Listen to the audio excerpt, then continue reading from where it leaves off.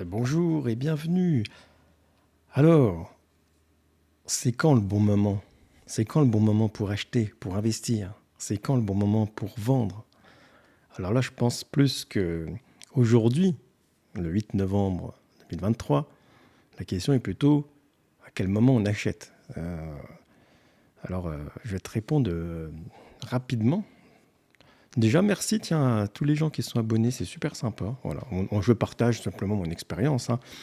Et je vois ça sur un point de vue, on est bien d'accord, plutôt psychologique, d'anticipation que d'analyse réelle. Et je vais t'expliquer pourquoi. Parce que justement, si on s'en fie aux analyses, on va toujours se tromper. Alors déjà, si tu es là, c'est que tu t'intéresses aux crypto-monnaies et qu'il y a quelque chose qui te plaît là-dedans. Donc il y a deux cas de figure. Soit tu as la trouille, tu n'y crois pas, à ce moment-là, il ne faut même pas regarder les vidéos, faut pas commenter, il ne faut rien faire, il ne faut surtout pas acheter, d'accord, voilà. Et tu passes ta route et tu vas mettre des sous sur le livret A, si tu peux. Et si tu crois à la technologie, bah, tu fais partie de ceux qui vont acheter à un moment ou à un autre où tu as déjà acheté. Voilà. Donc, la question, c'est quand? Et je pense que c'est une mauvaise question. Parce que quand on se pose la question quand, il est sous-entendu, le bon moment, c'est le moins cher possible. Et ce moment-là, tu sais quoi? Il arrivera peut-être un jour, mais on pourra malheureusement pas en être sûr. C'est-à-dire que vouloir acheter au moins cher et vendre au plus cher, c'est un peu aller au casino et tout mettre sur le 33 ou le 4. Voilà. Et c'est pas comme ça, il faut une stratégie. Et je vais t'expliquer quelque chose. Donc là, aujourd'hui, on est encore dans le vert, hein, pour la plupart, hein. Voilà, donc intéressant. Il y en a qui vont se dire c'est trop tard. Ah oui, alors il y en a qui attendent le rebond, comment dirais-je, on va recharger quand le BTC va baisser. D'accord, ok, ça marche. On va aller voir. Donc là, je suis en semaine parce que je voulais regarder le passé, mais on va regarder quelque chose. Donc en fait, si on fait de la... Moi, je ne fais pas d'analyse, hein, et je vais t'expliquer pourquoi. C'est parce que ça n'a aucun intérêt. Parce que toutes les analyses, elles se réfèrent à des modèles de la finance centralisée. Et là, on est à la finance décentralisée. La crypto-monnaie, et en particulier le Bitcoin, qui pour l'instant est celui qui tire tout le monde dans la tendance, il répond à autre chose de complètement différent. C'est un projet, c'est un échange entre pair à pair, de toi à moi, de particulier à particulier, on échange de quelque chose qui ne passe ni par ta banque, ni par le dollar, ni par l'euro. Voilà. Quand on a confiance en ça et qu'on se dit que l'avenir c'est ça, eh bien on est convaincu qu'on va en avoir besoin, comme Internet en 94, 95. Voilà, c'est comme la carte à puce dans les années 80. C'est soit on y croit, soit on n'y croit pas. Mais si on y croit, eh ben, je te dirais qu'il n'y a jamais de bon moment, et il y a toujours le bon moment. Si tu veux acheter au moins cher, il n'y aura jamais de bon moment. Tu ne sauras jamais. Même moi, si j'ai une certaine faculté à pouvoir anticiper, je ne pourrais jamais acheter le meilleur jour. C'est impossible. D'ailleurs, ce qu'il faut se fier, c'est pourquoi ça monte, pourquoi ça descend. C'est pas de l'économie, c'est bien important. C'est la psychologie, c'est-à-dire quelqu'un change d'idée. Moi, je m'y mets. Toi, tu t'y mets. D'un seul coup, certaines grandes institutions s'y mettent. C'est de la psychologie. Et s'ils s'y mettent, ça amène de la liquidité, et ainsi de suite. Et du coup, et plus il y a de liquidité, plus on va vouloir sa petite part du Bitcoin, parce que le Bitcoin est une valeur terminée. À un moment ou à un autre, il n'aura que 21 millions, et puis il n'y en aura pas pour tout le monde. Donc ça va aspirer sa valeur vers le haut, qu'on le veuille ou non. D'ailleurs, pourquoi la, la méthode d'appliquer des schémas de la finance avec des analyses financières de fondamentaux et tout, ça ne fonctionne pas sur la crypto-monnaie. Par exemple, qu'est-ce qui a fait le prix? Alors on va remonter dans le passé. En fait, je ne me fie pas au passé. Pourquoi? Parce que le passé te démontre que tout ce que tu as pu prévoir, tout ce qui a été analysé à ce moment-là était faux. Alors, on remonte jusqu'où on peut remonter dans Binance. Ah, il y a le premier, d'accord. Ok, on ne peut pas aller plus loin. C'est dommage. C'est pas grave. Avant, tu es d'accord avec moi, ça valait 0, 1 centime, 1 dollar. Après, le problème, c'est que c'était difficile à acheter les bitcoins. Moi, quand je me suis mis en 2018, les exchanges n'existaient pas comme ça. C'était un peu compliqué. Alors, qu'est-ce qui s'est passé à ce moment-là? Il y a des gens qui ont acheté à 2817, mais bien avant, et des gens qui ont acheté beaucoup moins cher. C'était quoi? C'était des fous, c'était, c'était des gens qui ont cru en quelque chose. Ce n'est que de la croyance, ce n'est que de l'anticipation. C'est des gens qui sortent des sentiers battus. On croit à quelque chose d'un futur qui viendra à un moment ou à un autre. Aucune analyse financière ne te permet de dire ici que de 2817, on va passer à 19 700, donc c'est en 2017 ça. Ça, c'était imprévisible. Tous les analystes là, personne n'a prévu ça. Voilà. Ensuite, qu'est-ce qui se passe? Ça redescend, et là, les analystes, qu'est-ce qu'ils nous disent à ce moment-là? Eh ben, comment dirais-je, c'est un Ponzi, voilà, c'est un Ponzi à ce moment-là. Rappelez-vous, c'était un Ponzi. Et il va se casser la gueule, tac, tac, tac, tac, tac. Et comme tout le monde pensait qu'il allait se casser la gueule, il s'est cassé la gueule. Et il n'y a aucune analyse qui a permis de prévoir ça. Donc, comme à ce moment-là, en 2018, personne, dans les analyses financières là, personne ne peut prévoir qu'il va y avoir une petite remontée et qu'après, ce qui nous attend est absolument incroyable. C'est-à-dire, qu'est-ce qui se passe? Donc, il y a eu plusieurs bull runs, c'est à peu près tous les 4 ans. Bon, évidemment, tout le monde se fie à ça. Mais c'est imprévisible. Et qu'est-ce qui est imprévisible? Ici, il y a le Covid. Donc, ce jour-là, c'est la cata. OK? On descend à 3000, enfin, je ne sais plus combien c'était, il me semble qu'il s'appelait 3000, je me souviens bien. Et à ce moment-là, tout le monde pense que c'est la fin, il n'y a plus de finances, tout ça et tout. Et donc, ici, voilà. Moi, je crois j'avais déjà acheté des crypto-monnaies ici. J'ai accumulé tout doucement. Bon, après, ici, c'est vrai que j'ai eu la trouille, mais bon, c'est comme ça, c'est la vie. Hein.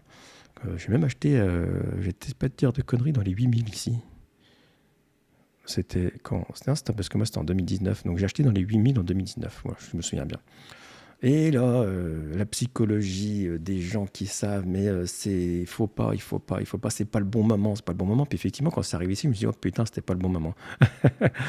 Mais c'est faux. Parce que acheter pour croire en investissement futur, il faut un plan. Et mon plan, moi, c'était d'en accumuler le maximum. Et pour ça, j'en achetais. C'est pas toutes les semaines, mais toutes les 2 semaines ou tous les mois, dès que je pouvais, j'en achetais un petit peu. Voilà. Et j'en accumulais. Et quand ça a pété les 10 000 ici, je me souviens, on m'a dit, mais il ira jamais à 15 000, il ira jamais à 15 000. Et j'en achetais, et j'en achetais, et j'en achetais. Et il a pété les 15 000. Alors après, pareil, on pourrait se dire, qu'est-ce qu'on fait? On achète, on n'achète pas. Et là, tous les analystes ici ne pensaient jamais qu'il passerait les 50 000. On est d'accord? Donc on achetait. Et c'est vrai qu'il faut prendre des profits au fur et à mesure. Donc j'avais déjà mis en place une stratégie de vente à ce moment-là déjà. Et en fait, je m'étais calé effectivement sur ces 50 000. Voilà, ne me cachons pas les choses, j'ai écouté les analystes. Et en fait, quand c'est arrivé à 48, j'ai vendu 90% de ce que j'avais. Et après, il y a quelques petits pourcents qui sont restés. Voilà. Mais bon, ceci dit, effectivement, la psychologie pensant que tout allait durer qu'un certain temps, ça a attiré la baisse. Et ce qui s'est passé là, il y a le fameux double bottom, quand tout le monde appelle ça comme ça. Et ça, c'est quelque chose qui est imprévisible aussi. C'est-à-dire que dans le passé, il n'y a pas ce double bottom, ça n'existe pas. Il y avait eu 4 hausses, mais pas comme ça.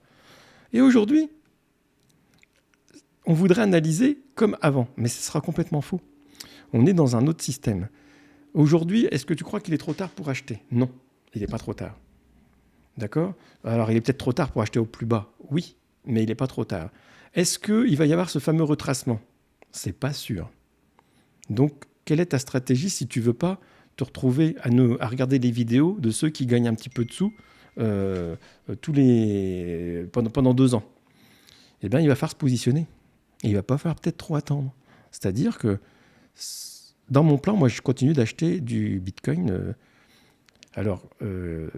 Pour les acheter, pour être sûr de les acheter à un meilleur prix moyen, il faut les acheter quasiment les soirs de la pleine lune. C'est un peu con, mais c'est un peu vrai. C'est-à-dire que si tu as une stratégie d'achat, il vaut mieux acheter les soirs de pleine lune, et cette stratégie de vente veut mieux vendre les jours de lune noire, en fait, de nouvelle lune. Voilà. C'est un principe qui marche à 90%. Donc, si tu as l'intention d'investir dans la crypto-monnaie, quel que soit, aujourd'hui, je ne te fais pas d'altcoin, de tout ça que ça. On parle BTC, c'est lui qui attire le marché. Et si tu n'y connais rien, le plus simple, c'est quand même de faire comme ça. Eh bien, tu dois acheter au fur et à mesure. Et même, des fois sur les réseaux, je vois des trucs, ça me fait un peu pleurer presque. Hein. Il y a quelqu'un qui dit, tu te rends compte avec le bear market, les gens, ce qu'ils ont perdu. Mais en fait, perdu, quoi. Ça veut dire que tu as réacheté à 69, là, c'est ça? Imagine, il y a un gars, il a acheté là. Pas de chance, hein. Il a quand même pas de chance, là. Il a vendu là. Voilà. Celui-là, il a perdu. Mais personne n'a fait ça. Sérieusement, personne n'a fait ça. Si tu es un investisseur et que là, tu te réveilles un peu tard, effectivement, tu as vu, tu n'as pas cru à la montée et puis tu as écouté tous les copains et tout ça, tu n'as pas osé acheter et puis du coup, tu t'es réveillé ici, par exemple. Mais si tu es un investisseur et que tu avais 10 000 euros à mettre, bah, tu en as mis peut-être 500 ici, 500 ici, 500 ici, 500 ici, 500 ici, et tu as continué d'acheter. D'accord? Et du coup, tu en as acheté aussi à 15 000. C'était pas con. Et si tu en as acheté à 15 000 et que tu as acheté à 69 000 et puis que tu as vraiment profité de la descente, aujourd'hui, tu es déjà de nouveau positif. Tous ceux que je connais qui ont mis en place une stratégie d'achat à la semaine et qui ont acheté à ce moment-là sont positifs. Et bien sûr, pour ça, il ne faut pas trop s'emmerder. Il faut rester sur le BTC. Voilà. Et ça évite les grosses surprises parce que le BTC, l'avantage qu'il a, c'est qu'il n'a pas perdu 98% de sa valeur. Et voilà. Donc, le bon moment pour acheter, c'est 1. Est-ce que je crois en la crypto-monnaie? Il faut que j'achète. Est-ce que j'y crois pas? Il ne faut pas que j'achète. 2. J'ai décidé d'investir dans la crypto-monnaie, alors j'achète au fur et à mesure, comme un épargnant. Et j'en achète toute la semaine si je peux, ou tous les mois si je peux, et je consacre la somme qui ne m'embête pas pour vivre mon quotidien, qui ne me met pas en danger ni ma famille. Alors, si tu es plus jeune, tu n'as pas de famille. Et peut-être, si tu vis chez tes parents, bah, tu peux te permettre de faire un peu plus de folie. Et donc, tu mets 100, 150 tous les mois ou toutes les semaines, si tu peux, ça serait l'idéal. Et admettons que tu attendes ce fameux retracement, d'accord, qui n'arrive jamais. C'est-à-dire, aujourd'hui, on est à 35 280. Et puis, il y a des youtubeurs qui t'ont dit ça va redescendre à 30. Et puis d'autres même à aller à 12. Et puis si ça n'arrive pas, tu vas jamais acheter. Et si tu n'achètes pas, tu vas nous regarder, faire des vidéos et te dire oh, on est à 70, on est à 80, on est à 120. Et tu n'auras rien acheté. Alors, tu achètes aujourd'hui, tu achètes la semaine prochaine, tu achètes la semaine d'après, tu achètes au mois de décembre, au mois de janvier. Et peut-être il y aura le retracement et tu auras du coup acheté pendant le retracement. Mais tu n'auras pas raté ton train. Parce que ça sera dommage de regarder ces courbes monter, monter, et puis de ne pas avoir investi. Alors, tu vas me dire, si ça baisse. Si ça baisse, tu continues d'acheter. C'est ce qu'on a tous fait ici. Voilà. Donc après, c'est vrai que quand ça s'est cassé la figure là, moi, comme j'avais vendu avant, je n'ai pas trop été embêté, mais j'étais tendance d'en racheter déjà. Ma stratégie d'achat, j'ai commencé à 35, tu vois. Donc 35, j'ai acheté, ça a baissé, j'ai acheté, ça a baissé, j'ai acheté, ça a baissé, j'ai acheté, ah, ça a remonté, j'ai acheté, ah, j'en ai acheté là, j'en ai acheté. Et aujourd'hui, c'est vachement positif quand même. Voilà. C'est une vidéo un peu sur la psychologie de l'achat, sur l'anticipation. Ceux que tu vois qui sont devenus millionnaires avec le Bitcoin, il y en a eu, mais il n'y en a pas eu beaucoup, mais il y en a eu, admettons. C'est des gens qui ont anticipé des choses, qui ont cru en quelque chose.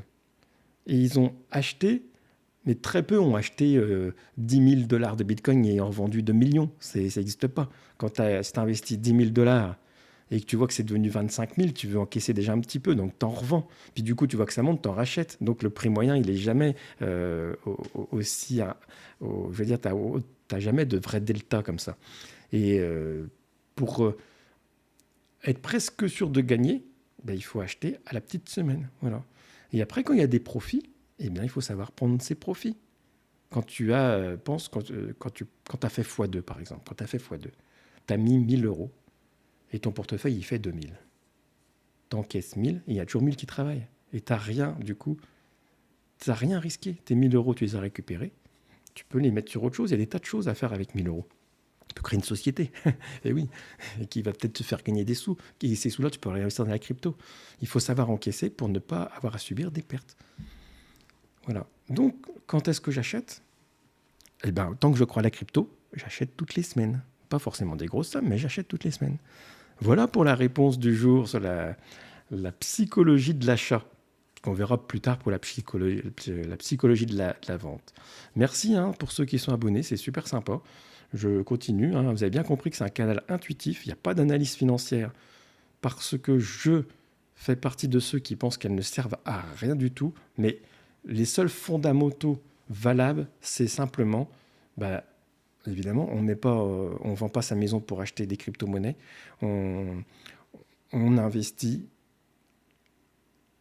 Quand on ne connaît pas, on investit, on ne trade pas, mais on investit et on achète au fur et à mesure. On fait du DCA, c'est la stratégie la plus simple qui est quasiment mathématiquement toujours positive. À bientôt.